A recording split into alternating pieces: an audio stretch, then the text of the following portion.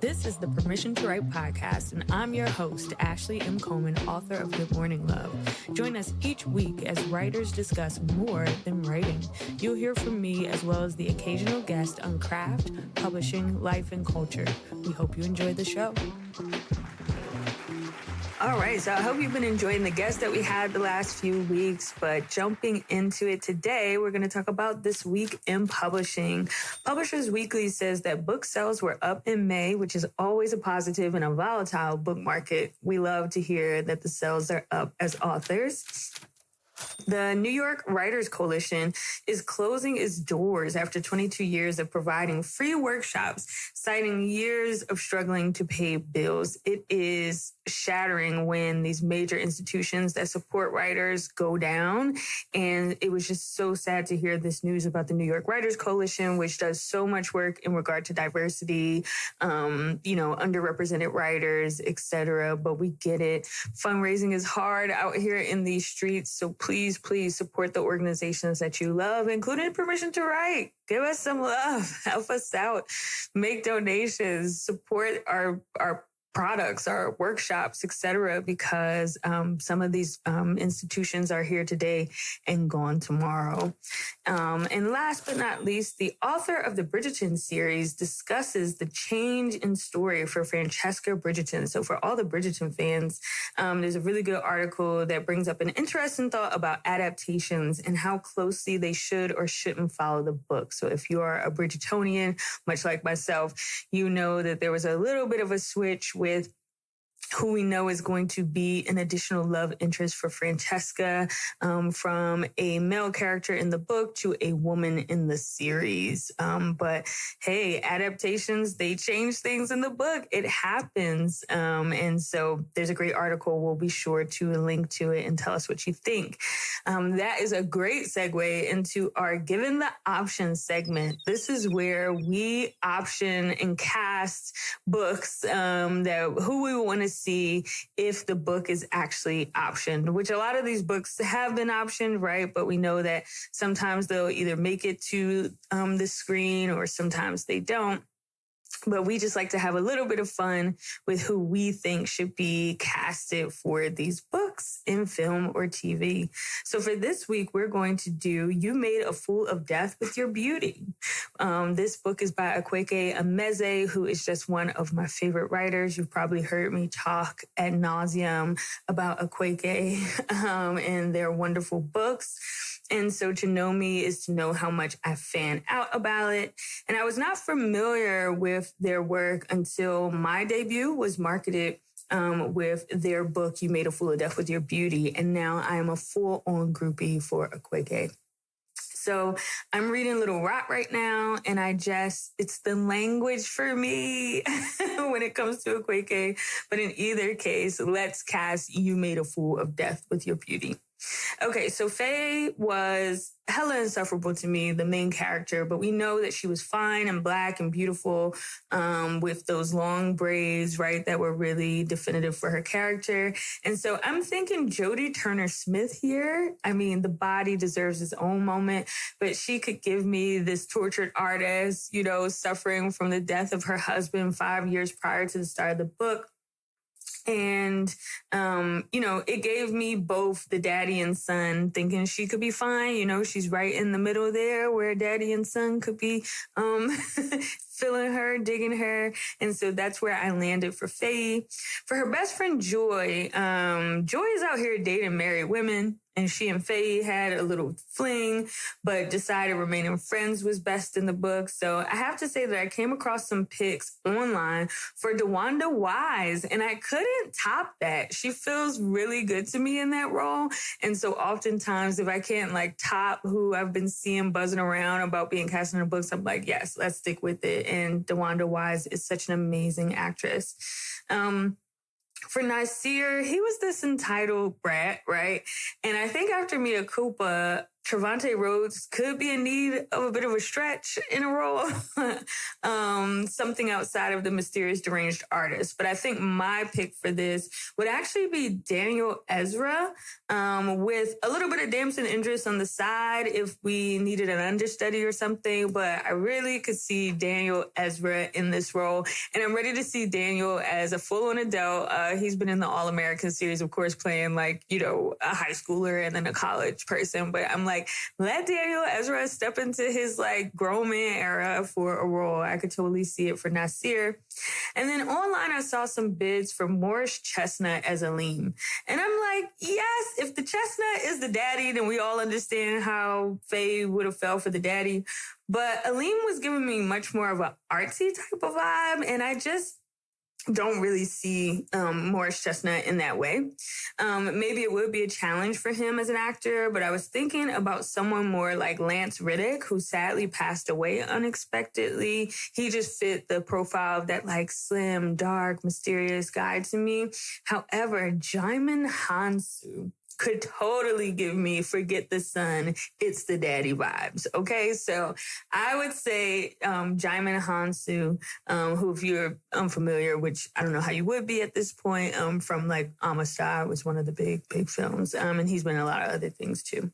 And then I don't know why, but Milan was giving me Lil Rel, like the comedian.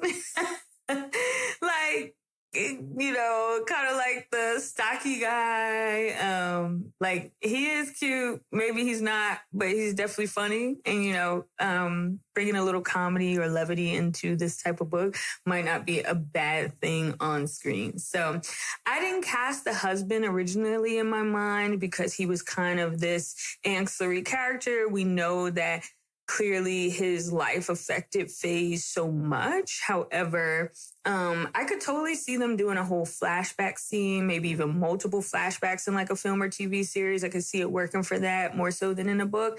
And so I would say whichever one we don't cast for Nasir, throw him in the dead husband slot. Okay. So whether that's Damson, whether that's Trevante, either one of them could be the dead husband. So that's what I got for this week's Given the Option, but we'll, of course, post on social media. Let us know what you're thinking if you read You Made a Fool of Death with Your Beauty. So for this week's salon topic, I wanted to talk about working with your editor for the first time. So let's get into it. I don't think I've thought a lot about how collaborative books really are. Sure, there's the author who puts together most of the framework, but after that, there's a wide array of folks who help really bring that vision to life. And people who make it a real book, right? So you start with this manuscript, you start with this great idea, but there's all these folks that really come in to shine that thing up, really make it sparkle and sing. And so this week, I wanted to talk about the experience of working with an editor on such a major project like a book. So coming from a more journalistic background, working with an editor for my first novel didn't feel as daunting as it possibly could because I've done that work. In my opinion, my best work was always after someone edited it. I never had that apprehension about like, oh, what is going to happen to my work? I just thought I need the help, right? Like I have the ideas, but I really enjoyed working with editors in more freelance roles because they always just had that subjective point of view. They were always bringing something to the table that I didn't necessarily think about. And I felt like at the end of it, I always had such a better piece. And so, but that was really an experience of working with editors on shorter pieces, right? 1,200, 1,400 words. And when you get to novels, it's a whole different beast, but I never felt like I was uncomfortable with the process of someone else giving input on my work. And so when talking to my initial acquiring editor, I thought she really gets it, right? You have this phone call, you're on submission, you have your book out, and then your agent finally tells you someone's interested, and then you have this phone call and you talk a lot about the book and what that editor's vision for the book is. And so, in that initial conversation with my editor, I had that feeling of like, oh, she gets this book. She was giving comparisons to shows like Insecure and how New York City was also a character in the book, much like LA was for Issa in Insecure.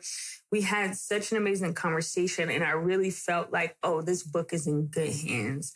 Now, that acquiring editor left before the book was published, right? So that here starts the tumultuous journey of what it means to be an author being traditionally published.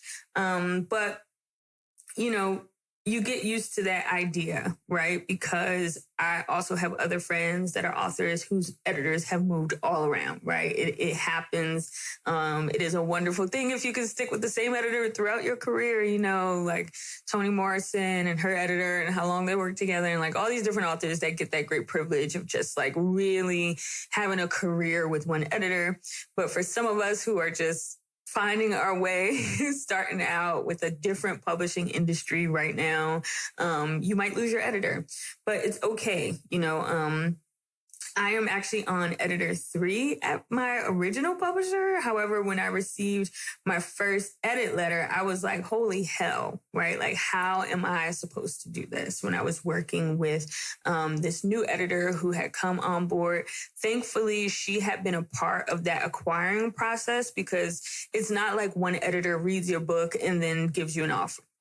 No, it is a group decision. There are a lot of flagpoles that book has to get run up to. And so thankfully, this new editor that I was working with was kind of a part of that jury, so to speak, right? That was going to acquire the book. So they weren't completely unfamiliar with it, which was great.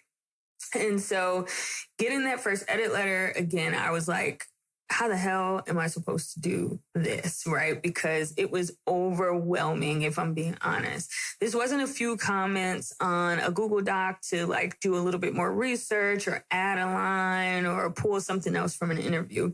It was a full out letter. And yes, a lot of comments in the margins of the Word document, but still it was 70,000 words versus, you know, approximately a little more than that. It was versus actually being like 1,400 words, right? Or 1,600 words or whatever the longest piece that I had written in more of a journalistic form. So after the initial existential crisis of it all, because that is going to happen, I thought, what had I gotten myself into, right? Like, I fooled everyone.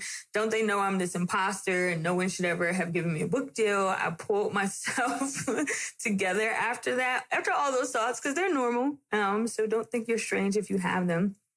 But after I pulled myself together, I had to figure out my own process for revision. How was I really going to tackle this behemoth of a project, right? How was I going to make this better after I spent years writing this thing? You know, it was like 3 years working on a book, and now it was, okay, there's a lot of good in the book, but there's also a lot of things that we need to strengthen. And so for me, one of the things that I resolved was that it was easiest to go through and essentially change the easy things first, right? So the simple comments, right? A lot of it wasn't so deep. It was me being an amateur novelist and needing to brush up some simple things.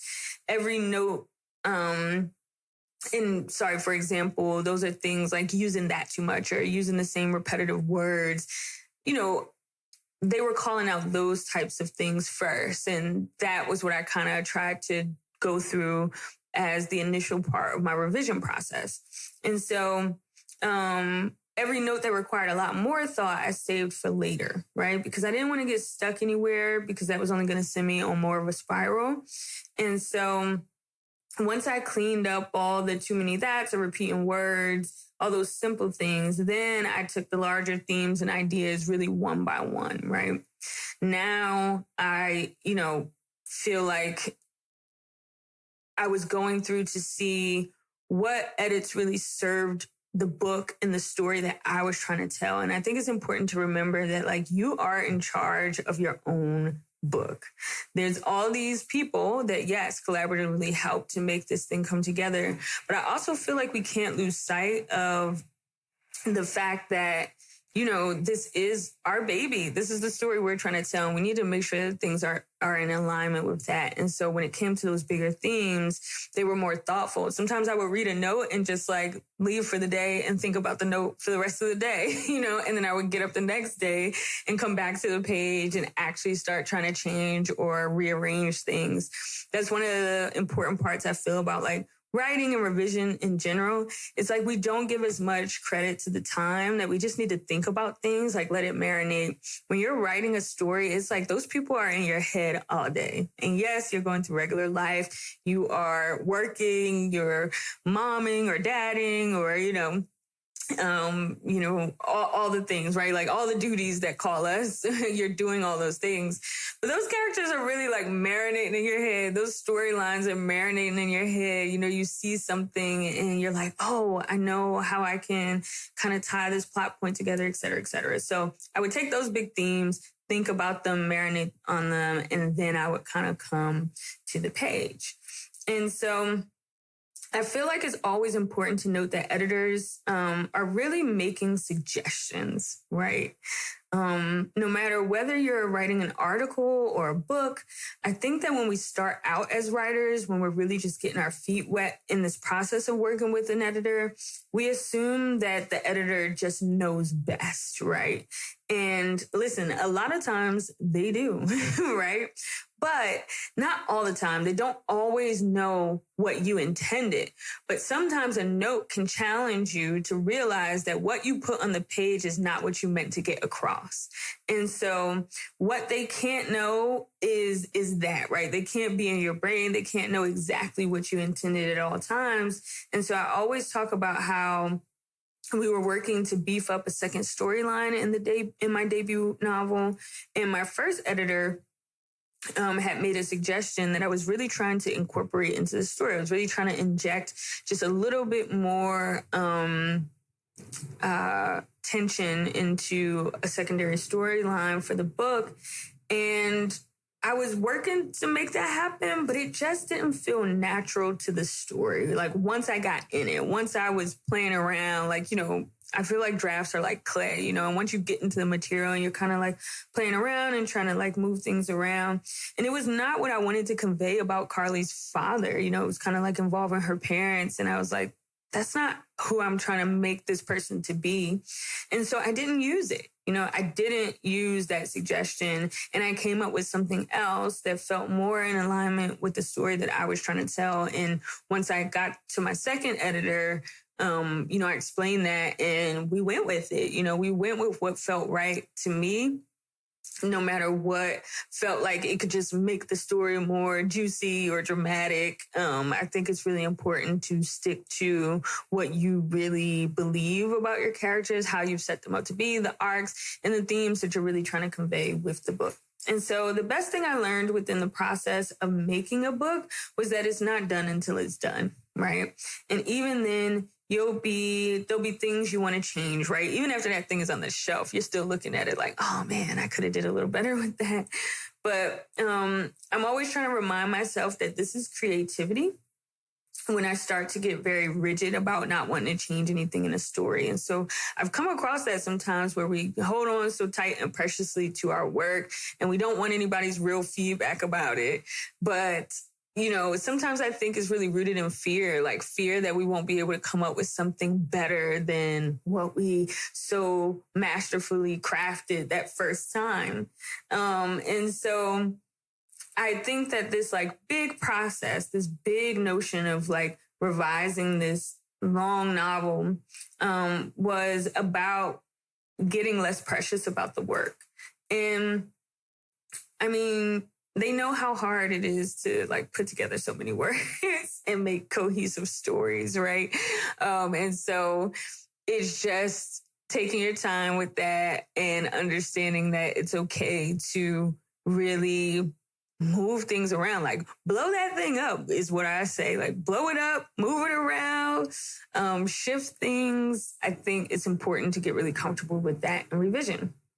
So with that, you can try things, you can take suggestions, and guess what? Just save the other versions so that you can always go back to it if what an editor asked you to try didn't work. You know what I mean?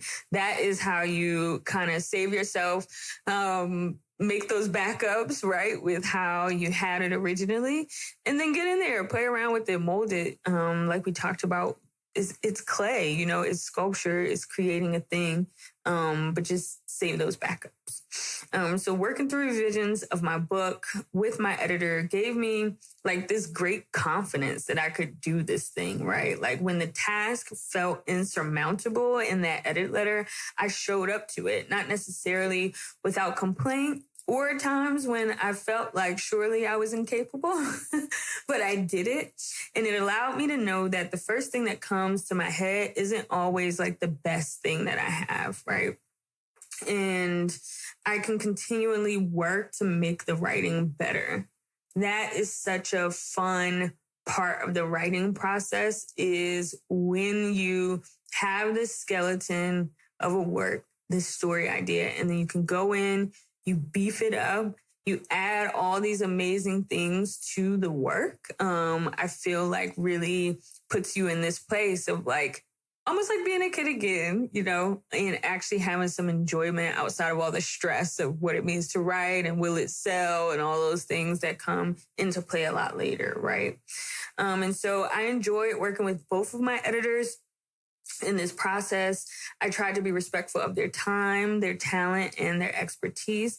That meant turning things in on time, being open when I did need a little bit more time. I think there was one moment where book edits were due at the same time as like a very huge work project for me, and possibly like a COVID thing happening.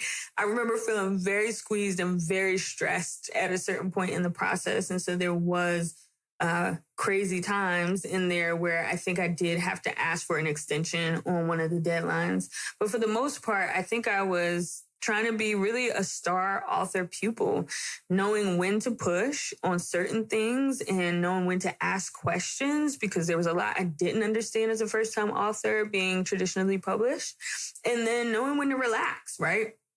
And let them take the lead in deferring to their expertise, because this is what they do day in and day out. So like your agent, working with your editor is really like a marriage. And we know how that can go. You can have a flourishing relationship or one from the pits of hell, but you get to choose where it is going to be. So that's it. And that's all I got for you this week. Just sharing a bit of the experience of working with an editor. Let me know if you have questions about that, other things you would want to chat about the experience of what it means to work with an editor. And I will see you all next time.